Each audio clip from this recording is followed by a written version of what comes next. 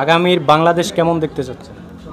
আগামী বাংলাদেশ বৈষম্যহীন, দুর্নীতিমুক্ত, অপশাসনমুক্ত এবং অনিয়ম এগুলো আমরা দেখতে চাচ্ছি না। বিএনপি, জামাত ইসলাম, এনসিপি এই তিনটে দলের ভিতরে আপনি কোন দলটা আসলে মনে করেন সমাজে ধর্ষণ, ইফটিজিং, চাঁদাবাজি, নেশা থাকবে না? জামাত ইসলামী আসলে আমার মনে হচ্ছে সেটা অনেকাংশ কমে যাবে। Thank you. কী নাম আপনার? আমার নাম মোহাম্মদ শাকিল হোসেন। আগামীর বাংলাদেশ কেমন চাচ্ছেন? আমরা আসলে চাই যে আমাদের বাংলাদেশটা খুব সুন্দরভাবে পরিচালিত হোক, যে কোনো রাষ্ট্রের যে কোনো নেত্রী আসুক, তবে বাংলাদেশটা যেন মানুষের, যে কোনো সরকার আসলে মানুষের সেবা করার যেন সুযোগ থাকে। আচ্ছা, বিএনপি, জামাত ইসলাম, এনসিপি এই তিনটে দলের ভিতরে কোন দলটা ক্ষমতায় আসলে আপনি মনে করেন সমাজে ধর্ষণ, ইফটিজিং, চাঁদাবাজি, নেশা থাকবে না? আসলে বাংলাদেশে এখন যে প্রেক্ষাপট, এই প্রেক্ষাপটের মধ্যে এখন আমরা তো আর সহজে বলতে পারতেছি না, কারণ এনসিপি তো হলো নতুন দল। এই দলের মধ্যে এখনও আমরা এই দলের কোনো অ্যাক্টিভিটিস এখনও দেখি না কখনো। আর বিএনপি তো আমাদের জন্মের আগেই ছিল ক্ষমতায়, আমি তো আমাদের যে বয়স সেই বয়সে আমরা বিএনপির ক্ষমতা দেখি নাই। আর আওয়ামী লীগ সরকারের ক্ষমতা তো সরে আছে, সেটা তো আপনারা সবাই দেখছেন। এখন আমরা এই কারণে আমরা নির্দিষ্টভাবে কোনো কিছু বলতে পারতেছি না। Thank you. কী নাম আপনার? আফসার ভাই, আফসার ভাই। কী নাম আপনার? আমার নাম মোহাম্মদ বেলাল। আগামীর বাংলাদেশ কেমন দেখতে চাচ্ছেন? এই যে এখন যা চলতেছে, আপনার ন্যায় ও ইনসাফ ভিত্তিক রাষ্ট্র চাই, যেখানে সবার সহাবস্থান থাকবে, সব দলের সহাবস্থান থাকবে। এই যে আজকে আমরা ঢাকা ভার্সিটি ক্যাম্পাসে আসলাম, এখানে কী দেখলাম, আপনার কোনো এক দলীয়করণ, কোনো স্বৈরাচারের কোনো আমরা চিত্র দেখলাম না। প্রত্যেক দলের যার অবস্থান থেকে তাদের যে ভবিষ্যৎ, তাদের যে পরিকল্পনা, সেটা তার যে জুলাই বিপ্লবের যে কী তার প্রেক্ষাপট আমরা আজকে দেখতে পেলাম। আমরা চাই সামনের দিনটা এমন আসুক। আচ্ছা, বিএনপি, জামাত ইসলাম, এনসিপি এই তিনটে দলের ভিতরে আপনি মনে করেন কোন দলটা ক্ষমতায় আসলে সমাজে নেশা, ধর্ষণ, ইফটিজিং, চাঁদাবাজি থাকবে না?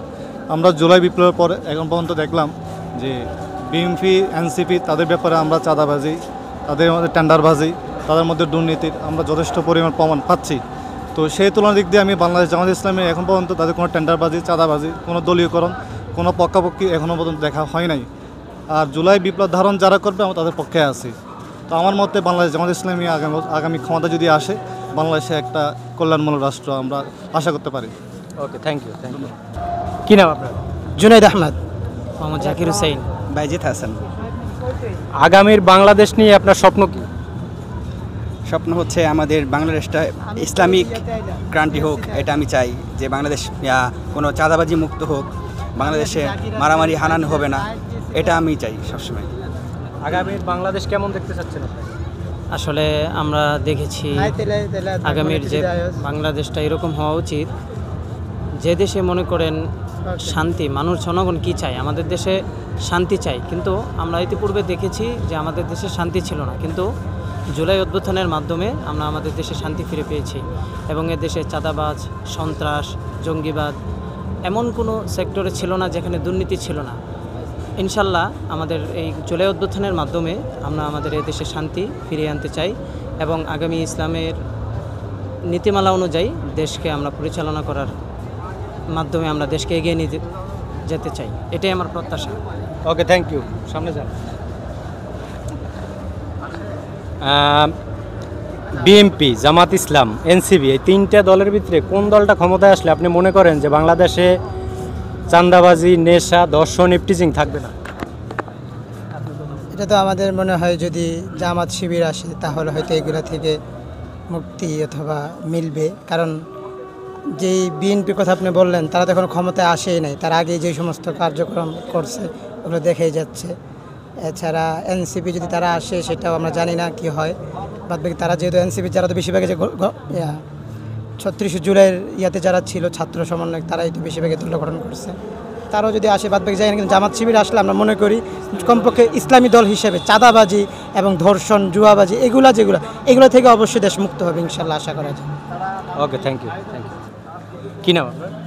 কাজী তাকমির। আগামীর বাংলাদেশ কেমন দেখতে চাচ্ছেন? আগামীর বাংলাদেশ দেখতে চাচ্ছি যে রাজনীতি হোক, শিক্ষাক্ষেত্র হোক, যে কোনো ক্ষেত্রই বাংলাদেশের জন্য চিন্তা করে মানুষ কাজ করুক। মানে এমন না হোক যে আমি নিজের আখের গোছানোর জন্য ওই ক্ষেত্রতে যোগ দিচ্ছি বা ওই জায়গায় আমি কাজ করছি, এমনটা না হোক। এমন হোক যে আমি আমার রেসপন্সিবিলিটি, আমার দায়িত্ব, এই জায়গায় আমি কাজ করছি। অতএব দেশের জন্য, দেশের মানুষের জন্য, মানুষকে না ঠগিয়ে কাজ করে যাওয়া, এটাই হচ্ছে আগামীর বাংলাদেশের। আচ্ছা, বিএনপি, জামাত ইসলাম, এনসিপি তিনটে দলের ভিতরে আপনি কোন দলটা ক্ষমতায় আসলে মনে করেন দেশে চাঁদাবাজি, ধর্ষণ, ইফটিজিং থাকবে না? এক কথা যদি উত্তর দেন। এটা বাংলাদেশের ক্ষেত্রে আসলে আমি কোনো দলের ক্ষেত্রেই বলতে পারছি না, কারণ এটা জানা জিনিস যে দলই আসুক, এই তিনটা জিনিস আমরা নিজেরা যদি ঠিক না হই, কোনোভাবেই এটা দূর করা পসিবল না বাংলাদেশ থেকে। অতএব আমি যদি এমন বলে দিই যে হ্যাঁ এনসিপি আসলে এগুলো বন্ধ হয়ে যাবে, এটা বলাটা পুরাটাই মানে হাস্যকর হবে বাংলাদেশের জন্য। ওকে, থ্যাংক ইউ। কী নাম আপনার? আমার নাম জাহিদ হোসেন। আগামীর বাংলাদেশ কেমন দেখতে চাচ্ছেন? আগামীর বাংলাদেশ এখন যেমন দেখতে চাচ্ছি, সামনে এভাবেই দেখতে চাচ্ছি। খুব স্বাধীনতার সাথে মানুষ এখন যেমন চলতে পারতেছে, আগামীতে যেমন এভাবে চলতে পারে এক কামনা করি। আচ্ছা, বিএনপি, জামাত ইসলাম, এনসিপি তিনটে দলের ভিতরে কোন দলটা ক্ষমতায় আসলে আপনি মনে করেন সমাজে নেশা, দুর্নীতি, চাঁদাবাজি, ধর্ষণ, ইফটিজিং থাকবে না? আমার মতে, আমি তো রাজনীতি এত কিছু বুঝিও না ঠিক মতো। আপনার ব্যক্তিগত মত কি বলবো, এনসিপি যারা আছে তারা তরুণ প্রজন্ম, এটা আমি মনে করি। ওনারা তরুণ প্রজন্ম হিসাবে বাংলাদেশে যেভাবে গণঅভ্যুত্থানের মাধ্যমে স্বাধীন করেছে, ওনারা করলে ভালো হয়। দুর্নীতি এসব মুক্ত থাকতেই পারে এনসিপি। জি, ওকে, থ্যাংক ইউ।